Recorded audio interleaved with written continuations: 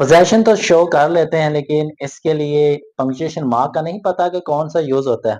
अगर पता भी है तो ये नहीं पता चल रहा कि कहाँ पे यूज किया जाता है। Let's watch this video. इस वीडियो के अंदर हम डिस्कस करेंगे एपोस्ट्रोफी को।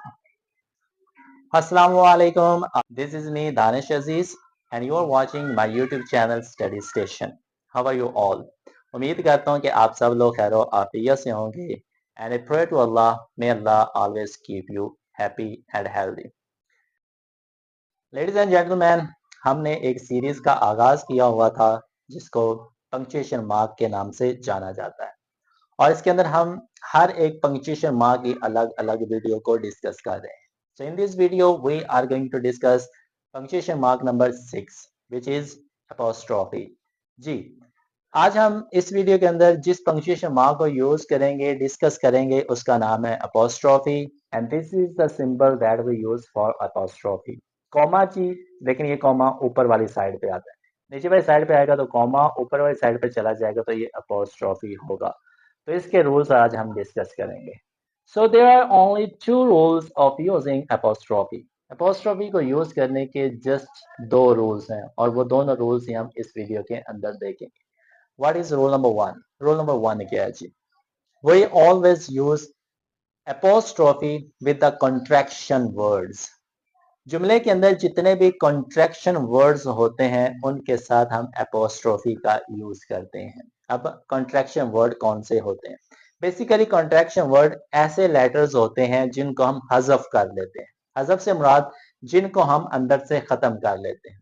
एक पूरा वर्ड है जी, उस वर्ड के अंदर से अगर हम कोई लेटर को स्किप कर रहे हैं, किसी लेटर को कॉन्ट्रैक्शन कर उसकी कॉन्ट्रैक्शन कर रहे हैं या उस लेटर को खत्म कर रहे हैं, उस लेटर को खत्म कर देते हैं और उसकी जगह पे हम एपोस्ट्रोफी लगा देते हैं। ये है इसका सिंपल सा rule, the first rule. Example की मदद से इसको समझिए। फॉर एग्जाम्पल, हमारे पास एक वर्ड है मैडम, MADAM, मैडम, ये हमारे पास एक वर्ड है। अब इस वर्ड के अंदर से मैंने एक लेटर को स्किप करना है, उसकी कॉन्ट्रैक्शन करनी है। फॉर एग्जाम्पल, मैडम के अंदर से मैं डी को स्किप करना चाहता हूँ, मैंने डी को अंदर से खत्म कर दिया। अब जब लेटर को खत्म किया जाता है, किसी भी लेटर को, तो उसको खत्म करने के बाद उसकी जगह पे अपोस्ट्रोफी मार्क लगाया जाता है। तो इसके जगह पे हम लगा देंगे अपोस्ट्रोफी मार्क, जो कि बन जाएगा मैम। मैम आपने सुना होगा, बहुत ज्यादा यूज किया जाता है। ठीक है जी। तीसरा वर्ड है जी आई डू नॉट।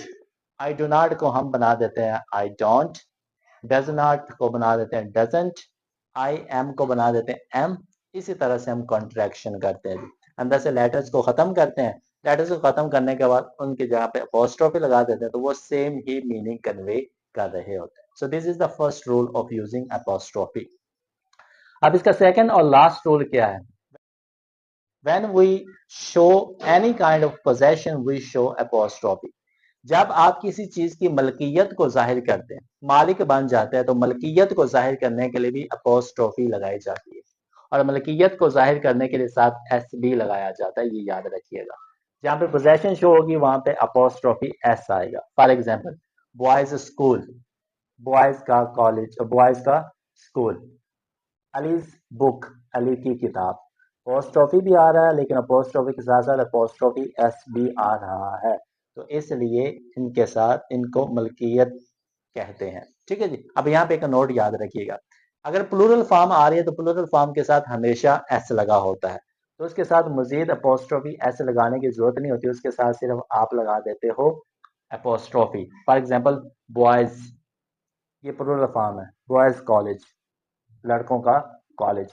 तो जहाँ पे ऑलरेडी एस लगा हुआ तो उसके साथ मजीद अपोस्ट्रोफी एस लगाने की जरूरत नहीं, सिर्फ अपोस्ट्रोफी लगाया जाता है। So these are the two basic, the simple, the easiest rules of using apostrophe.